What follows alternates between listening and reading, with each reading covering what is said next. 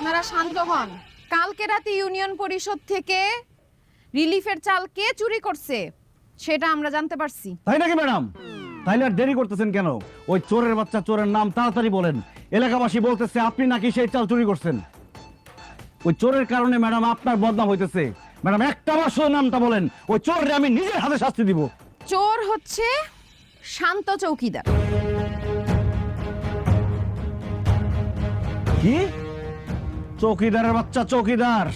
তরে রাখা হয়েছে ইউনিয়ন পরিষদের রিলিফের মাল পাহারা দেওয়ার জন্য, তুই রক্ষক হয়ে ভক্ষক হয়ে গেলি? ঘরের শত্রু বিভীষণ, তোরে তো বাঁচান যাবো না, তোর আজকে মাইরে ফেলাম।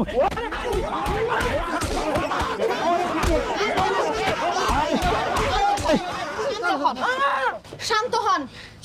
শুধু চৌকিদার শান্ত এটার সঙ্গে জড়িত ছিল না, শান্তর সঙ্গে আরেকজন চোর ছিল, সে হইতেছে সবচেয়ে বড় ক্রিমিনাল। কি বলেন ম্যাডাম? মনে হচ্ছে এটা একটা চক্র। আরেকজন কে? শুধু তার নামটা বলেন ম্যাডাম। 2 নম্বর ওয়ার্ডের মেম্বার বশির হাওলাদার।